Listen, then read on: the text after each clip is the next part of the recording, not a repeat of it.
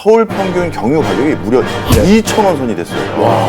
이거는 14년 만인 2008년 이후 처음 있는 일이고요. 물가 오르는 걸 걱정할 게 아니라 정말 황당하게도 우리 식탁 물가, 그것도 내 치킨값 올라가는 거 아니냐, 이런 우려를 하셔야 돼요.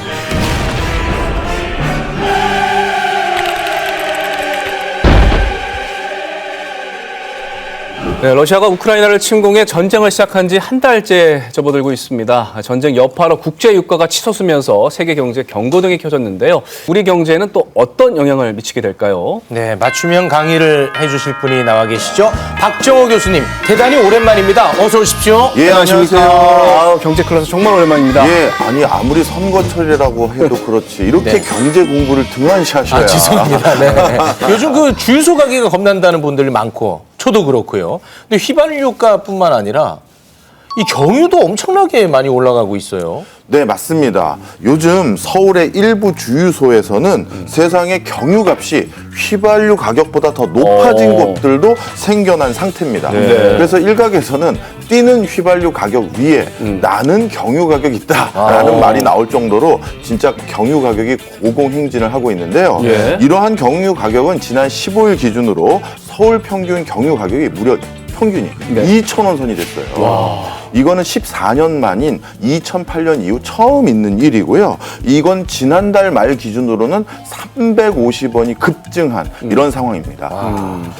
그러니까 보통 이제 경유가 휘발유보다 한 200원 정도 쌌는데 굉장히 많이 올라간 거거든요. 맞습니다. 예. 사실 통상적으로 우리가 경유가 휘발유보다 싼 게 사실이죠. 예. 네네. 그 편차가 한 200원 정도 나는데요. 이 최근 상황을 보면 경유 가격이 휘발유 가격을 거의 따라잡았다는 사실을 아주 쉽게 알 수가 있습니다. 그러니까 이제 전쟁이 나면서 원자재 가격이 막 올라서 기름값이 오른다는 얘기를 안 하는데 왜 휘발유보다 경유 가격이 오히려 더 오르게 된 거고, 우크라이나 전쟁하고 이게 기름하고 어떤 직접적인 연관관계가 있는 겁니까? 네, 사실 직접적으로 경유 가격을 올린 원인은 네. 의외로 유럽이라고 좀 설명을 드릴 수가 있어요.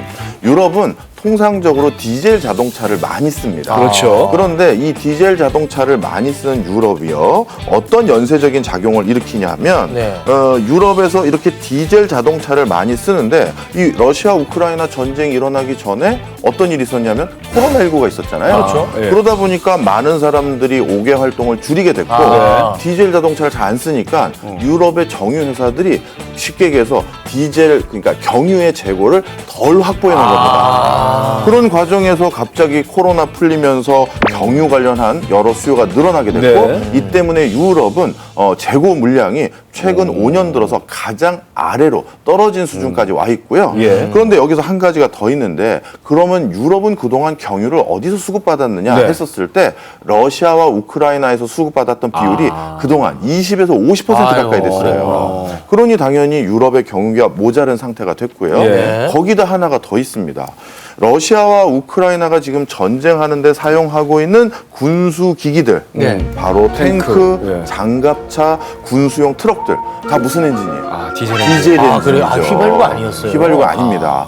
그러다 보니까 여기서 또 추가적으로 경유를 사용하게 되는 거죠. 이 여파가 어디까지 왔느냐? 네. 바로 한국의 트럭, 상용차 시장의 경유까지도 영향을 미치게 된 것이다. 예. 이렇게 보시면 돼요. 네. 화물연대 본부 조사를 한번 살펴봤는데요. 경유 가격 상승으로 인해서 한 달 유류비가 5톤 이하 화물차는 64만 원, 한 달입니다. 12톤 이상은 175만 원, 25톤은 250만 원까지 상승했다고. 아니 정말 생계를 위협할 힘들겠네요. 정도 아니겠습니까? 그렇죠. 더 올라갈 것이다라는 예측도 있던데 그러진 않아야겠죠. 다행히도 정유업계 전문가들의 의견에 따르면 이번 주 기름값 상승의 흐름은 이제 다소 꺾일 것 같다라는 전망들이 있어요. 그래요? 고맙습니다. 예. 네. 그 이유는 뭐냐면요. 미국과 EU 등이 예. 중동의 여러 산유국인 사우디아라비아라든가 아랍에미레이트를 찾아가서 네. 지금 유가가 너무 급등하니 조금 증산해달라고 그렇지. 요청을 했다라고 합니다. 네. 그러다 보니까 어떻게 보면 원유 도매 가격은 조금 하락할 수가 있는데요. 네. 그런데 이게 우리가 바로 피부로 와닿기는 좀 어려울 수도 있어요. 왜냐하면 도매 가격이 우리가 실제 기름을 사는 소매 가격으로 반영되는데 일정한 시차가 좀 걸리거든요. 또 올라갈 땐 바로바로 올라가던데. 그게 참 특이해요. 그래서 시차가 좀 걸리고요.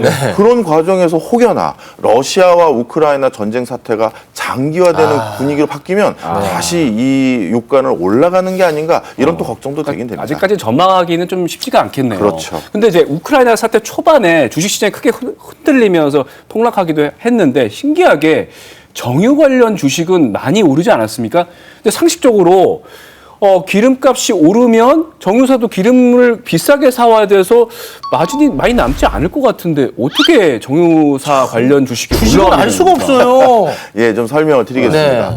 유가는 중요한 산업 원자재이기 때문에 유가가 이렇게 단기간에 급등할 경우에는 통상적으로 주가에 악영향을 미치는 건 사실입니다. 네. 그런데 정유사는 왜 그러면 주가가 올랐느냐? 네. 자, 그것은 정유사는 그동안 미리 원유의 재고를 상대적으로 많이 보유해 놓고 있잖아요. 그러면 지금 유가가 올라서 경유값, 휘발유 가격이 올라갔는데 본인들은 원래 쌌을 때 사놨던 원유가 있기 때문에 상대적으로 실적이 개선되지 않겠느냐라는 기대감 때문에 정유 관련한 주가는 조금 올랐고요. 아니 그러면 싸게 팔아야지.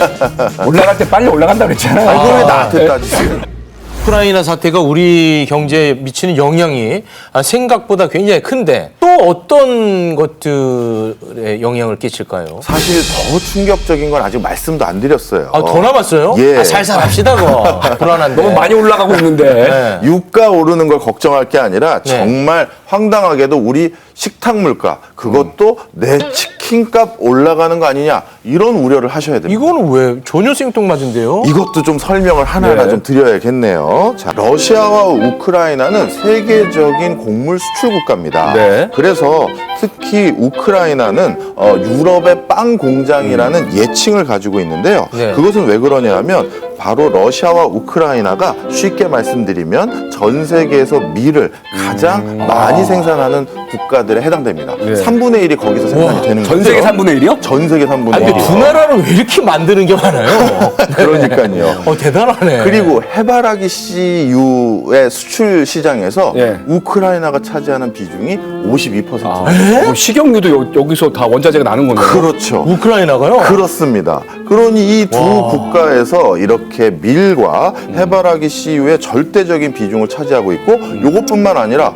옥수수라든가 유채씨 어떻게 보면 다 기름 종류에 해당되네요. 이런 것들의 세계적인 수출 국가가 이 두 국가에 해당되는데요. 자, 그런데 이 두 국가에서 지금 우리가 이런 것들을 받아오기가 어렵게 됐잖아요. 그렇죠. 그러다 보니 전 세계적인 곡물 가격이 뛰는데 이런 것들은 바로 이어지는 게 바로 기름값 상승인데 자, 치킨은 그런데 뭘로 튀기나요? 기름으로 튀기는 그렇죠. 식용유로 튀기는 거죠. 그러다 보니까 자연스럽게 식용유 가격이 우리나라에도 인상되는 일들이 생기는 겁니다. 예. 업계 관계자에게 여쭤봤어요. 도대체 식용유 얼마나 오른 겁니까? 네. 했더니 지난해 초 18리터 한 통 이게 22,000원 정도 됐는데 업소용이요. 그런데 이게 올해 얼마냐? 얼마일 것 같으세요? 한 3만 5천 원? 5만 원. 2배 이상 올랐어요? 2배 이상 올랐어요. 네. 야. 그래서 지금 한국 프랜차이즈 관련한 업종에 종사하는 특히 이제 닭집 운영하시는 네. 분들 같은 경우는 네. 통닭 한 마리가 지금 한 22,000원에서 한 24,000원 왔다 갔다 하나 봐요. 2만 원 넘어서면서도 많이 예. 올랐다고 했어요. 예. 예. 그런데 지금은 3만 원 정도 받아도 내가 남은 게 없을 정도다라고 푸념을 하고 있다라고 합니다. 또 올리려고 하나 본데. 그러니까요. 이러다가 진짜 우리가 저녁에 그냥 야식 한 번 먹을 때 3만 원씩 내야 되는 상황이 생기나 이런 걱정이 돼요. 근데 우크라이나랑 러시아는 왜 이렇게 많은 걸 생산하는 거예요? 아니 이제 와. 진짜 저녁에 맥주 한잔 하면서 치킨 한 마리 먹는 게 낙인데 이러다가 뭐 치킨이 3만 원 넘어가고 그러면 와 이게 부담스럽죠. 우크라이나와 러시아의 전쟁이 우리 식탁 물가까지 이렇게 올리고 아니 근데 이게 식탁 물가뿐만 아니라 물가가 연쇄적인 거잖아요. 맞습니다. 다 올라갈 것 같은데. 지금 이런 연쇄적인 작용으로 치킨 가격만 오르는 것이 아니라 네. 이제 어떤 일이 생기냐면 사실 우리가 전 세계가 이제 곡물을 재배하는 이유가 사람이 먹을 곡물을 재배하는 이유도 있지만 네. 동물들 사료 때문에 곡물을 재배하는 비중이 점점 커지고 있거든요. 네. 대표적으로 옥수수 같은 경우는 전 세계 생산량의 60%가 가축 사료용으로 재배가 되는 거예요. 그런데 세계적인 곡물 수출국에서 곡물을 재배하지 못하니 자연스럽게 곡물 사료값이 올라가게 되고 그것은 닭뿐만 아니라 기타 육류의 가격들을 상승시키는 요인이 되고요. 네. 아직 안 끝났습니다. 아유. 육류 가격이 상승되면 우리 시장에서 장 보러 갔을 때 고기값이 비싸지면 뭘로 바꾸겠어요? 생선 먹어야죠. 맞아요. 그러다 보니까 또 생선, 그러니까 수산물 가격까지도 지금 상승이 일어나고 있는 상황입니다. 여기에 러시아가 또 기름을 부었어요. 네. 지난 14일 날 러시아에서 발표를 한 게 밀, 호밀, 보리, 옥수수 이것들을 6월 30일까지 전면 수출을 금지하겠다라고 발표를 한 상태입니다. 그러니 이건 우리나라뿐만 아니라 러시아산 곡물에 의존하고 있는 많은 나라들은 치명상을 입고요. 근데 저는 유가보다 곡물을 특히 걱정하는 이유가 지금이 원래 우크라이나와 러시아가 이 곡물을 어떻게 해야 될 시점이냐 하면 파종해야 될 시점이죠. 지금 심어야 내년에 또 수확할 수가 있잖아요. 그러네. 그럼 길게 갈 수도 있겠네요. 그렇죠. 그것까지 생각하면 곡물 가격은 어떻게 될지 걱정입니다.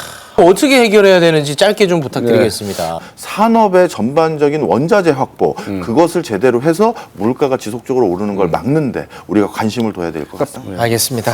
걱정거리 많이 안겨주고 떠나시네요. 죄송합니다. 함께해 주셔서 고맙습니다. 고맙습니다.